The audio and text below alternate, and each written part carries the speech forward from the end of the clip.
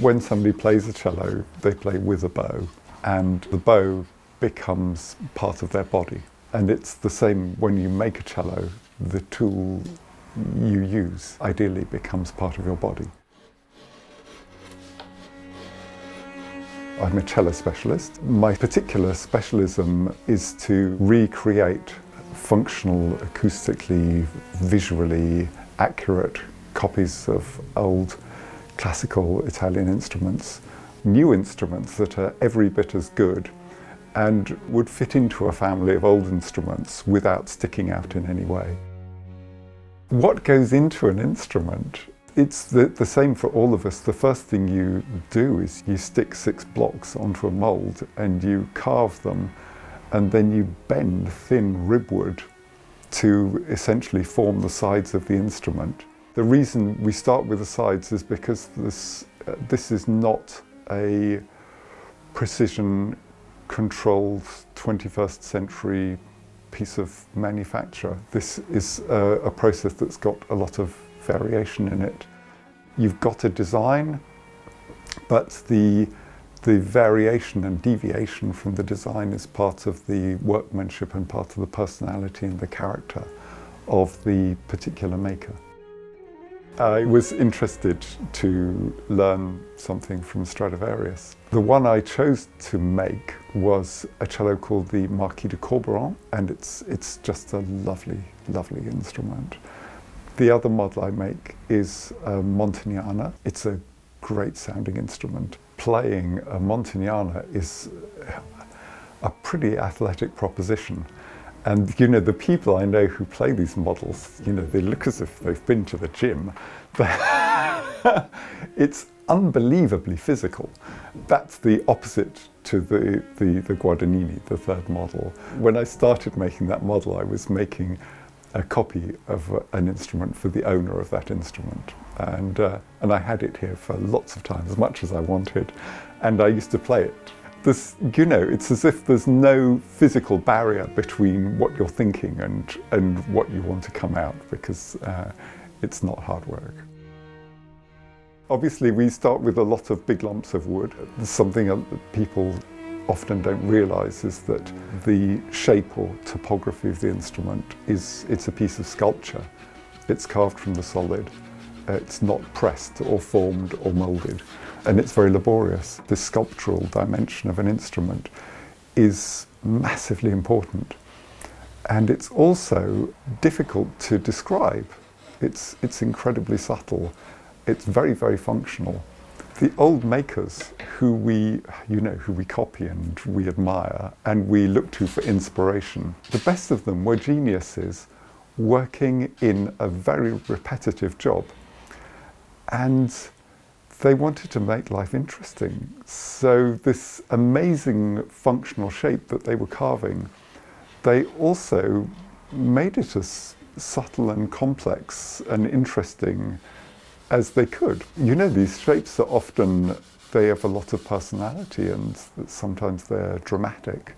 Not something that you can describe very scientifically. Understanding this shape and fully appreciating the way it's functioning is for me, that's one of the big deals in violin making.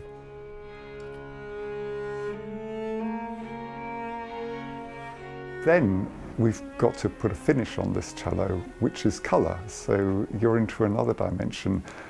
Some of the colour is in the wood, and some of the colour is in the varnish, and some of the colour is in the patina, all of which are characteristics of the maker, essentially, and give an instrument its identity. For me, the real art of violin making is about mastering this connection between the physical world of wood and dimensions and archings and the musical world of sound. I think there are certain things about sound that I'm really looking for, and the way cellos play. Essentially, because I'm copying other people in a very, very dedicated way, trying to let that take me to places I would never go on my own.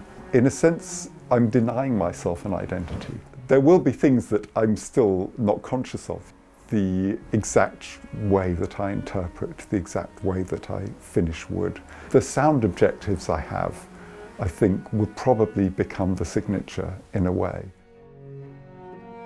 Wood is a huge part of our job. Some of it comes to us and some we have to go looking for.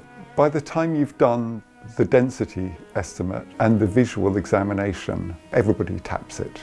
You can tap it and you can scratch it to see what sorts of sounds it makes. And the best wood is the wood that you know, if you hold it to your ear and you scratch it and it's painfully loud. It's just like this, ah. So, but it's got to be the right density because part of the deal about making these different models is I make 3 principal cello models and they're all really different and they require different wood. And so I'm looking particularly, you know, is this going to be good Montagnana wood or is it good Strad wood? Because they're different things. But you know, if you measure the density and you have a really good look at the stuff with, you know, experienced eyes and you tap it a bit, then you're pretty much there. Upstairs in the workshop, it's all about light, really, because light can make all the difference between your life being easy and being difficult. And for me, there's just no substitute for daylight. After that, we're back to the good old angle poise lamp, which is still a wonderful lighting tool. It's a lovely quality of light and wonderfully controllable. The tools are incredibly important. The efficiency with which they work for you, the ease with which they do it for you. Particularly some of them, the gouges, are like old friends, you know, they've been with me since I started. The exciting thing about studying old instruments is how different they all are. And the exciting thing about making instruments by 3 different makers is that they found 3 completely different ways to make a great cello. And these things are as different as chalk and cheese. It's so exciting to be taken somewhere that we would never go, never end up on our own. These designs are in some ways quite extreme, so different, so surprising. I guess what it comes down to is the fact that I'm a bit of a rebel. And if somebody tells me, do X, it's good for sound, or this is the received wisdom and this is the way we do it, I go, well, that's interesting, I want to test that, because I'm not prepared to take anything on trust. Both that and the fact that by the time you've been in violin making a short time, you've got 4 or 5 different conflicting opinions about what you should do. And all told to you by great people. There are such different ways to make a good cello. And I want to experience these different ways, different shapes, different thicknesses. It's so exciting. Whenever I am about to start work on a new model, it's because I've been to a concert and just been blown away by a sound, and I want to recreate that sound. There's, you know, and those are, for all my future models, I know it's going to be like that. It's going to be, oh, that's heaven. I want to do that. I want to make a cello that can do that.